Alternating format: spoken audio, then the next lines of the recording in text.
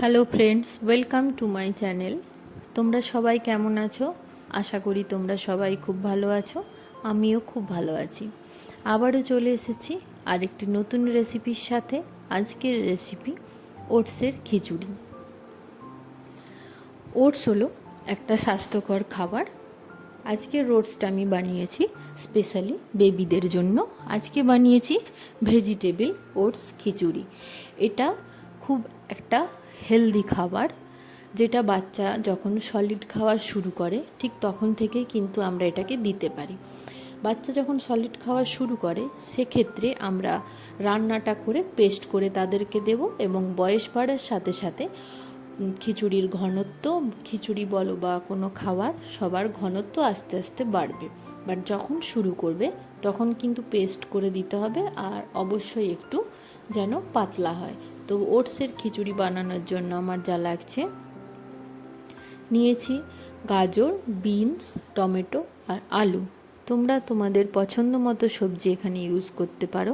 অবশ্যই খুব বেশি সবজি ইউজ করে ফেলো না। আমি এখানে ভেজিটেবলসগুলোর পরিমাণ বলছি।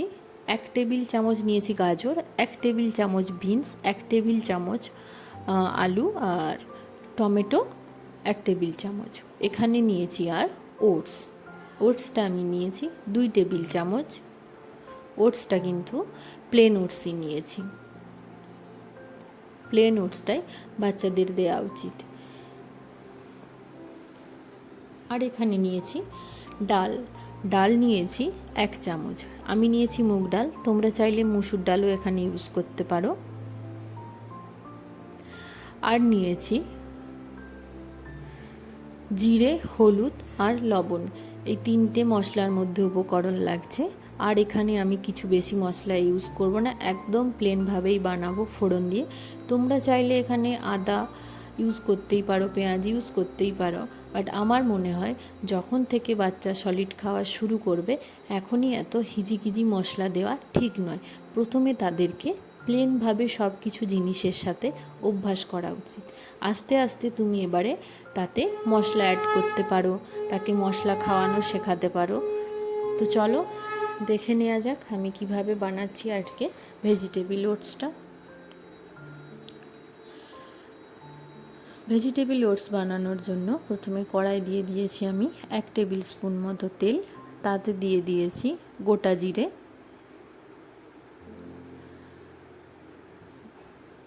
জিরেটা একটু ভাজা হয়ে গেলে এর মধ্যে দিয়ে দেবো সবজিগুলো।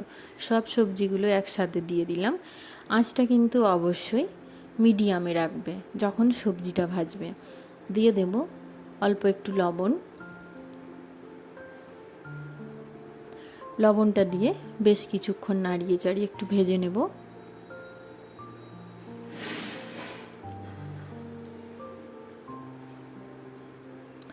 একটু ভাজা ভাজা হয়ে গেলে এর মধ্যে আমি দিয়ে দেব ডালটাকে কিন্তু আমি ধুয়ে বেশ কিছুক্ষণ ভিজিয়ে রেখেছিলাম। ভিজিয়ে রাখার ফলে কি হয়, ডালটা একটু নরম হয়ে যায়, সেদ্ধটা তাড়াতাড়ি হয়। কারণ একই তো অল্প জিনিস, সেদ্ধ হতে তো টাইম লাগে। সেই জন্য আমি ডালটাকে বেশ কিছুক্ষণ ধরে ভিজিয়ে রেখেছিলাম। ডালটা দিয়ে আবারও খুব ভালোভাবে একটু নেড়ে চেড়ে ডালটাকে ভেজে নেব।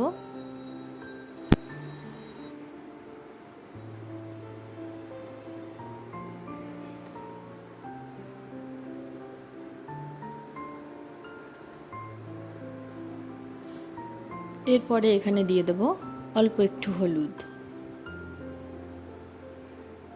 হলুদটা দিয়ে খুব ভালোভাবে মিশিয়ে নেব।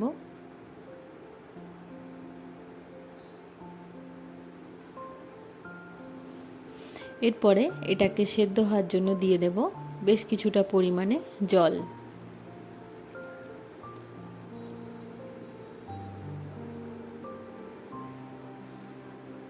এরপরে ফ্লেমটা কিন্তু আমরা একদম লো করে দেব।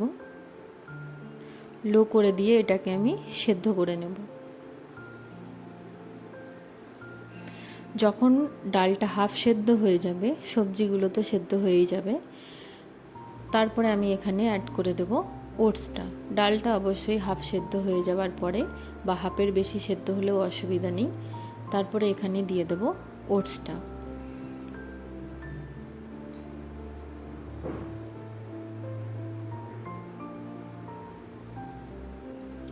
ওটসটাকে দিয়ে ভালোভাবে নেড়ে চেড়ে মিশিয়ে নেব।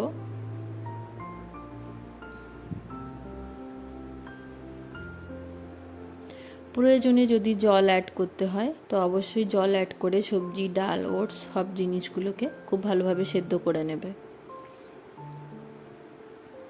ওটসটা আমার অলমোস্ট হয়ে এসেছে, দেখতে পাচ্ছ সব কিছু সেদ্ধ একদম হয়ে গেছে, গলেও গেছে। এইরকম অবস্থাতেই আমি নামিয়ে নেব।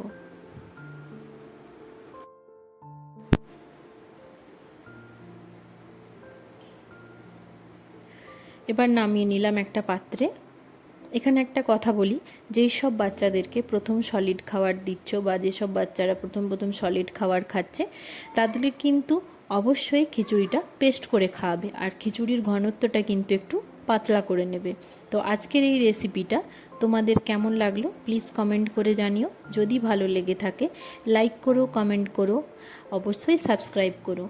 চ্যানেলটা যদি তোমাদের ভালো লেগে থাকে আরও নতুন নতুন খাবারের রেসিপি জানার জন্য আমার চ্যানেলটা কিন্তু অবশ্যই ফলো করো। আজকের মতো এই পর্যন্তই। সবাই ভালো থেকো, সুস্থ থেকো, সাবধানে থেকো।